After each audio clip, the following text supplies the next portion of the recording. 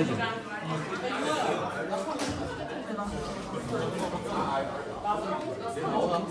네, 나와요? 오케이. 자, 가봅시다. 243페이지에 제5조 별 3개. 그 다음에 244페이지에 제7조. 그 다음 245페이지에 제8조 검진 별 4개. 밑에 0, 제10조, 11조, 12조. 0, 246페이지에 제8조에 2. 그 다음에 제9조. 제8조에 2, 제9조. 그 다음에 247페이지에 제14조 치료본고 별 2개. 그 다음에 제15조 치료 및 보호조치 별 3개. 끝이다. 오늘 후천성 여기만 끝이다. 오늘 의료법까지 나갈 거다. 자, 보자. 자, 의사 또는 의료기관 등의 신고, 요 제5조는 별 3개짜리인데, 요걸로 다 해결이 된다. 요거 하나로. 일단 봅시다. 감염인을 진단을 한 의사나 의료기관. 그 다음에 감염인의 사체를 검안한 의사나 의료기관. 그 다음에 감염인을 사망 처리한 의사나 의료기관은 누구한테 신고하면 된다. 라고 나와 있어요? 그렇지. 관할보호소장한테 신고를 하면 되는데 몇 시간이네? 24시간이네. 왜? 얘는 3급이다. 후천성 면역결핍증 3급이다. 그렇지? 그래서 24시간에 보호소장한테 신고를 하면 된다. 라고 나와 있고요.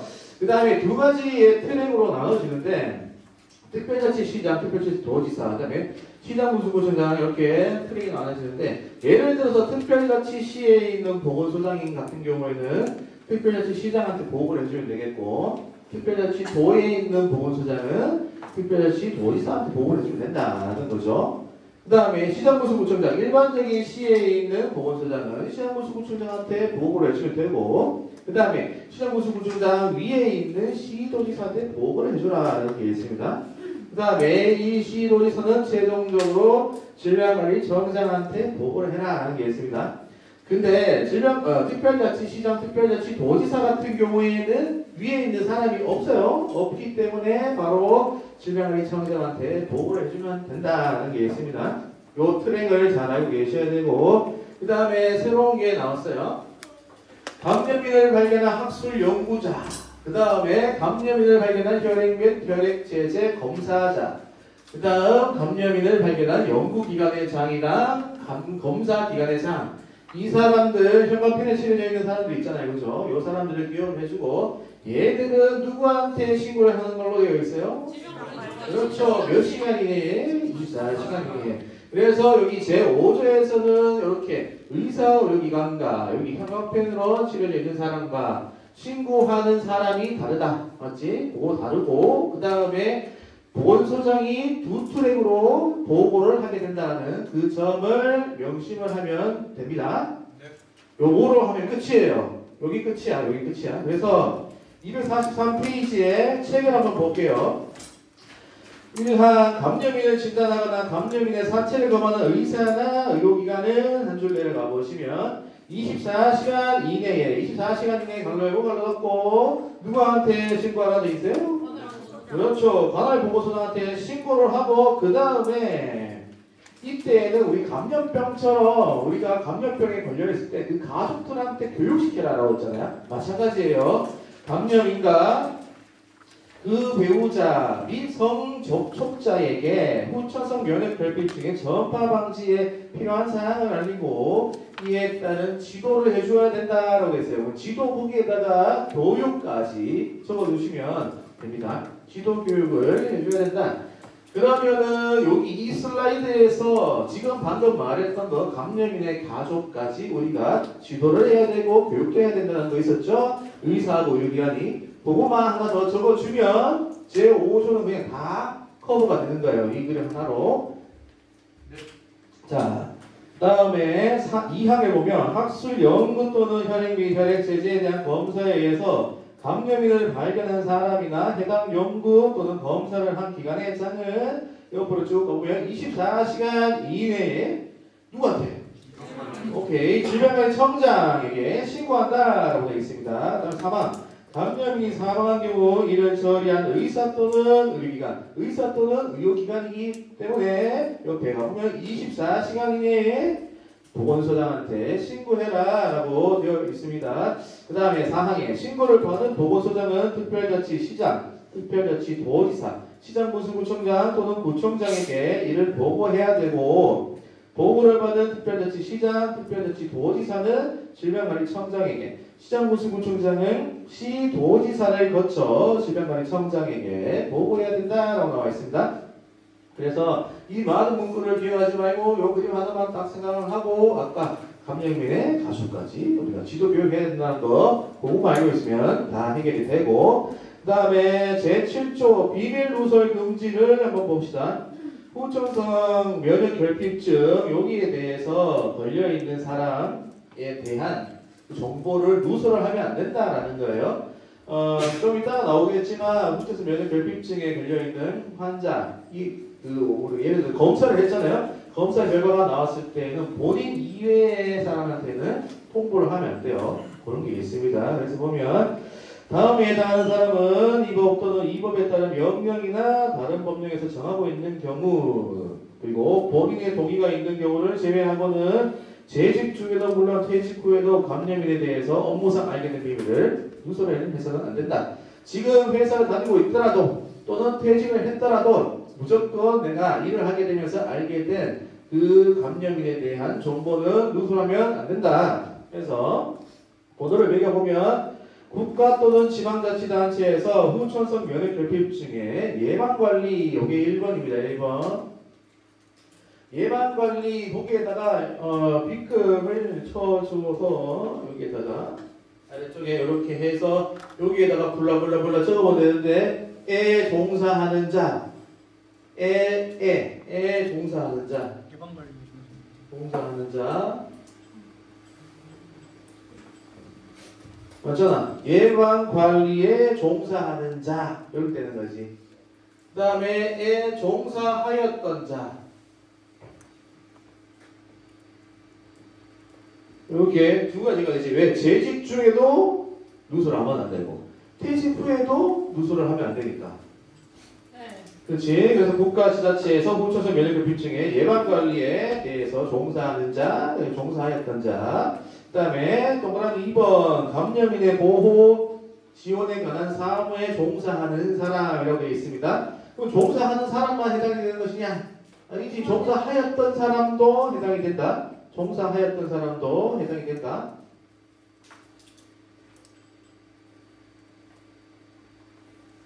그 다음에 밑에 감염인의 진단, 검안, 진료, 간호에 참여한 사람 요거 3번이죠. 3번이고 진단의 동그라미, 검안의 동그라미, 진료의 동그라미, 간호의 동그라미 이렇게 해서 하나씩 살펴볼 필요가 있고 참여하고 있는 사람도 되고 참여하였던 사람도 다 해당되죠. 그 다음에 마지막 감염인에 대한 기록을 유지관리한 사람 여기 4번입니다.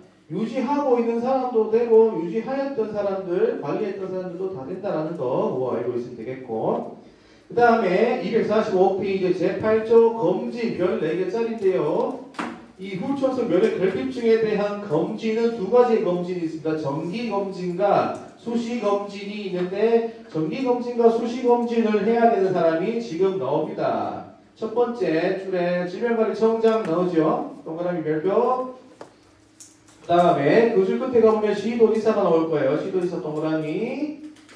그 옆에 가보면 시장군수구청장이 있습니다. 거기에도 동그라미를 해주시면 됩니다. 그리고 한 줄 바로 내려가 보면 후천성 면역결핍증에 관한 정기검진 또는 수시검진을 해야 된다. 정기검진, 수시검진에 동그라미를 해주시고, 정기검진 또는 수시검진을 해야 되는 사람 제호가 누구냐?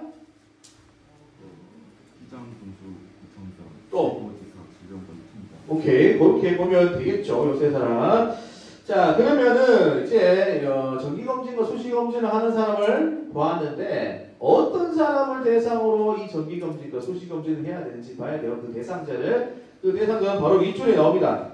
1번 맥이죠. 공중과 접촉이 많은 업소에 종사하는 사람. 여기 1번이다. 공중과 접촉이만 없이 종사하는 사람 1번이고, 그 다음에 2항에 가보면 2항의 첫 번째 줄 중간에 후천성 면역 결핍증에 감염되었다고 판단되는 충분한 사유가 있는 사람 여기 2번이고, 그 옆에 후천성 면역 결핍증에 감염되기 쉬운 환경에 있는 사람 여기 3번이고, 그 아래쪽에 감염인의 배우자, 성접촉자 요게 몇 번? 4번. 그 밑에 바로 후천성 면역 결핍증 예방을 위해서 검진이 필요하다가 누가 인정하는 거? 질병관리청장이 인정하는 거. 이게 5번이에요. 그래서 1, 2, 3, 4, 5번을 여러분들 별표를 쳐놓고 암기를 해줘야 되고요. 이 사람들이 바로 정기검진과 수시검진을 받아야 되는 사람이다 라고 생각을 해주면 됩니다. 그 다음에 3번 해외에서 입국하는 외국인 중에서 대통령령으로 정하는 경우에 해당되는 장기치료제는 입국 전 1개월 이내에 발급받은 후천성 면역결핍증 음성 확인서를 질병관리청장에게 보여줘야 된다라고 나와 있습니다. 자, 해외 외국에서 들어오는 외국인 중에서 대통령이 정하는 대상자가 누구냐? 그러면 시행령 제10조에 보시면 제2항의 끝에 가봐요. 재난상용 허가의 대상자 찾았나요? 이 사람들인데요. 이 사람들이 우리나라로 들어올 때는 들어오기 전에 1개월 이내에 1개월 안에 받았던 후천성 면역결핍증 음성 확인서를 들고 와야 된다는 거야. 들고 와서 보여줘야 돼. 누구한테 보여줘야 돼? 질병관리청장한테 보여줘야 돼. 무조건 보여줘야 돼. 자, 근데 이 재난상용허가 대상자가 있는데 이 사람이 자기 부인하고 자기 배우자로 같이 들어오게 되면은 음성 확인서를 질병관리청장한테 보여주지 않아도 돼요. 그게 바로 나옵니다. 다만 배우자를 동반하는 사람은 제외한다라고 나와있지. 재난상용허가의 대상자로서 질병관리청장이 인정하는 사람을 말한다라고 나와있고, 그 옆에 다만 배우자를 동반하는 사람은 제외한다. 즉 배우자를 동반하는 재난상용허가의 대상자 같은 경우에는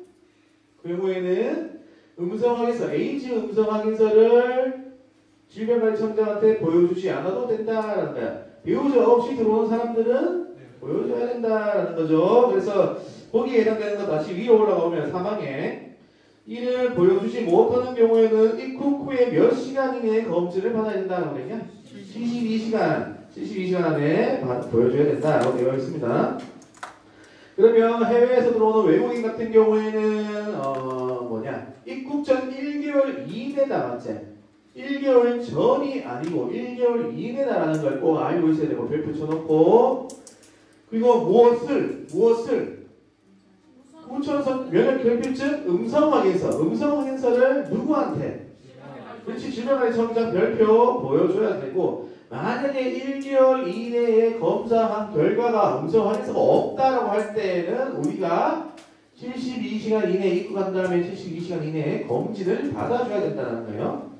자, 그래서 아까 재난상용허가의 대상자라고 하니까 와닿지 않잖아, 맞지? 그래서 여기에 해당되는 사람을 내가 4명을 불러줄게요. 4명.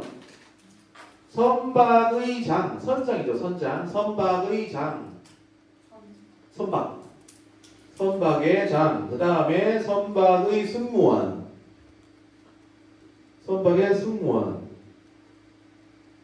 그 다음에 운수업자.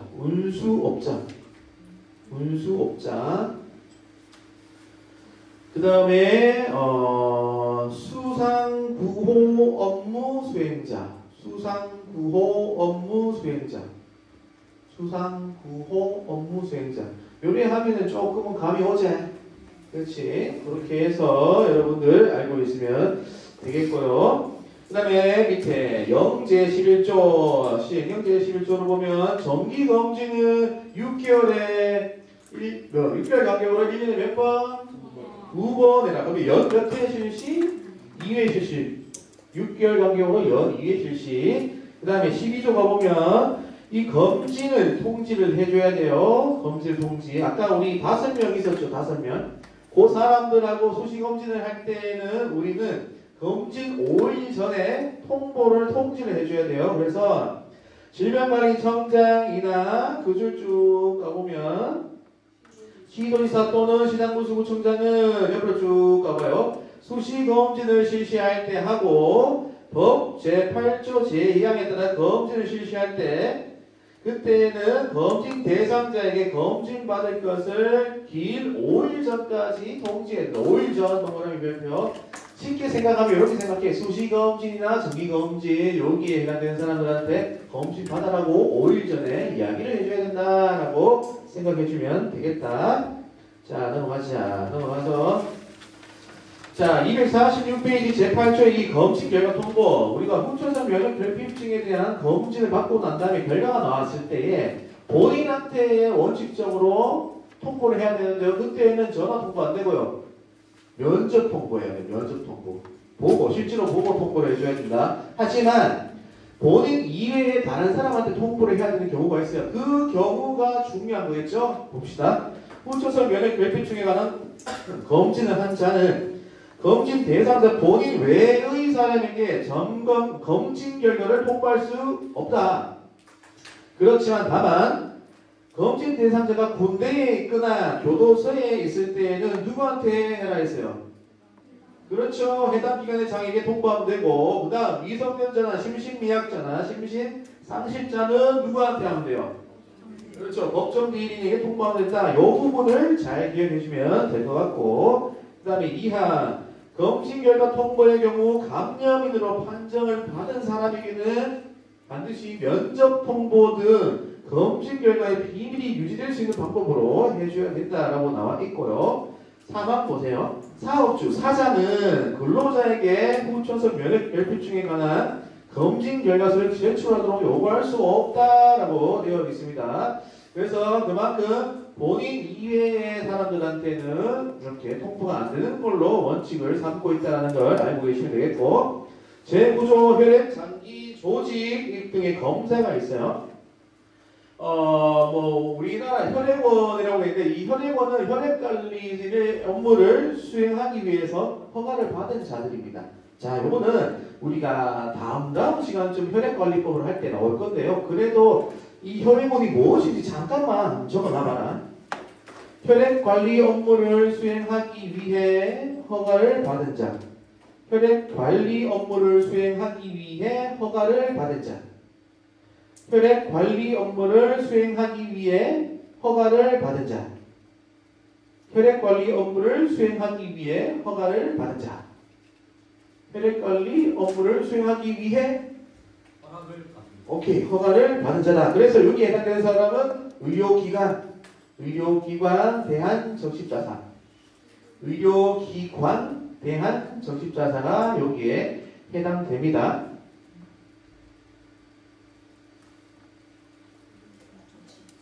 대한적십자사.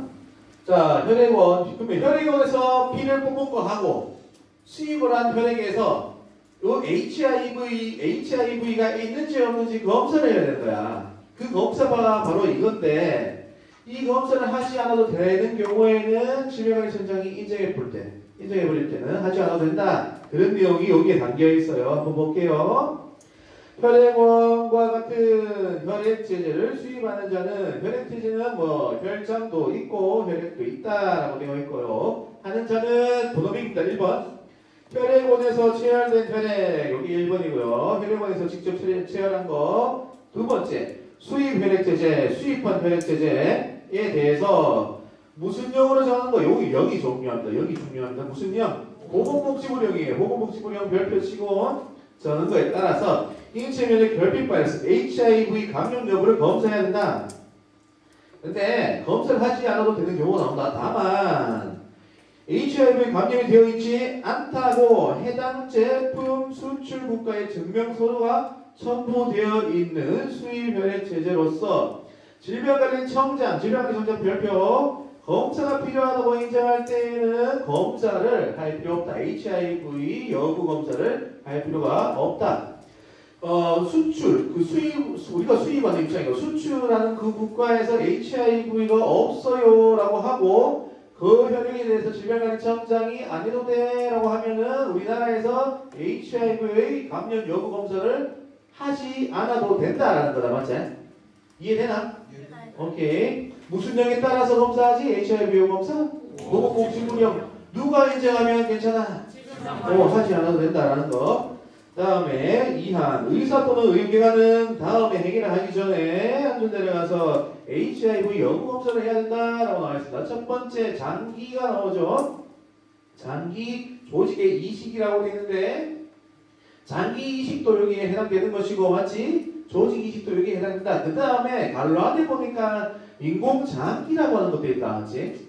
인공장기도 마찬가지 우리가 검사를 해줘야 된다라고 되어 있습니다. 그 다음에 2호 정액 검사해줘야 되고 3호 HIV 위험, 감염 위험에 있는 매개체를 사용을 했을 때도 해줘야 된다라고 나와 있습니다. 그래서 1번, 2번, 3번 별을 좀 달아놓고 여기에 대해서 우리가 HIV 감염 여부 검사를 해줘야 되는 거다라고 보시고 HIV 감염 여부 검사하는 것은 우리가 직접적으로 체열한 것 또는 수입한 혈액에 대해서 우리가 하는 거다. 혈액 제제에 대해서 하는 것이다. 라고 보시면 될 것 같고 생략을 할 때는 검사를 하지 않아도 될 때는 수출 국가에서 HIV 감염되지 않았어요 라고 하는 소리하고 질병관리청장이 안 해도 돼요 라고 하면은 괜찮다. 그거 알고 있으면 된다. 그 다음에 247페이지 14조 치료 공고를 볼게요.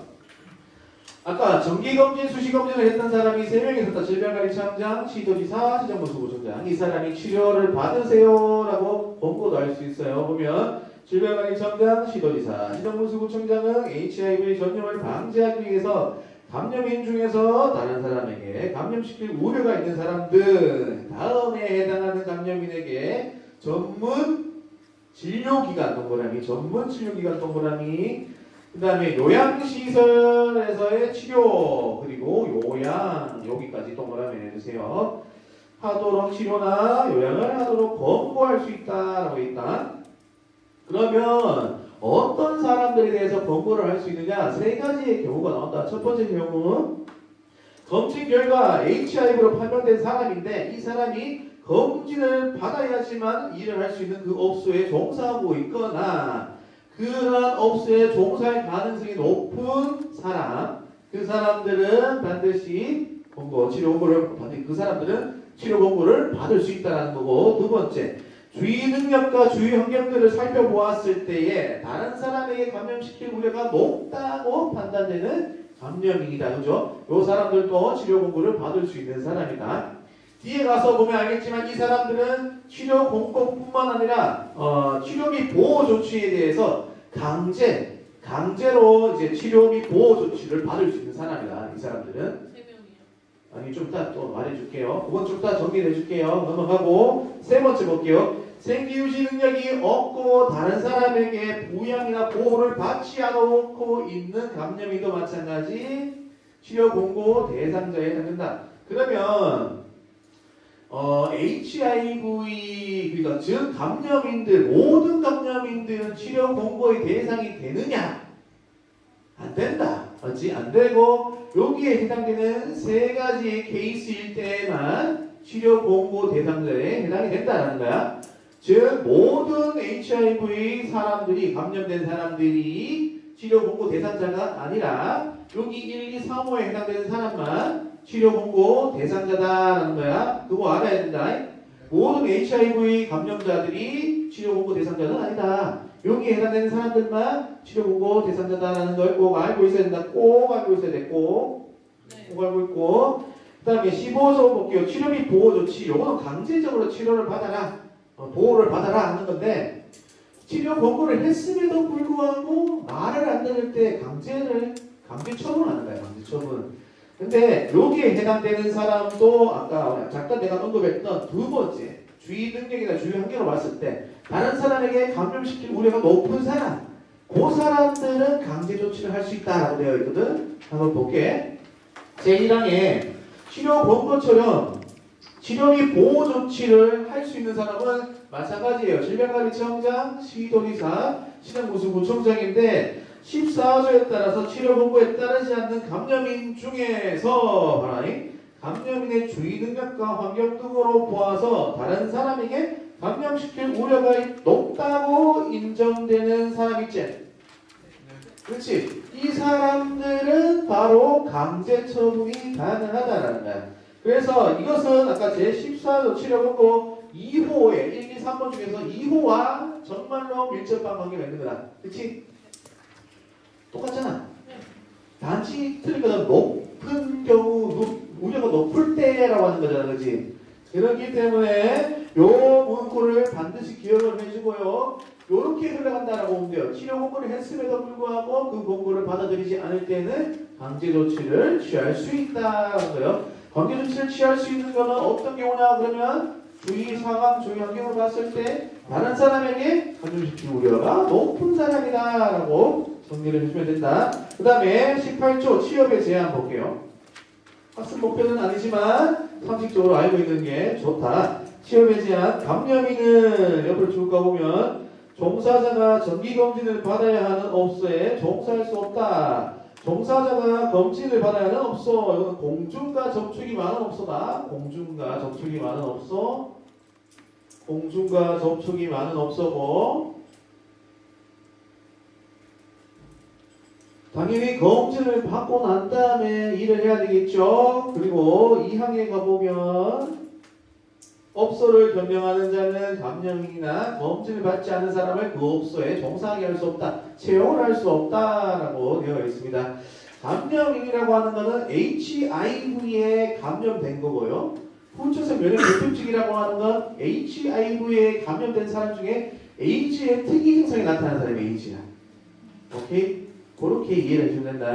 그렇게 구분을 해주고 후천성 면역 결핍증은 여기에서 이렇게 마치고 10분 쉬었다가 의료법 되겠습니다.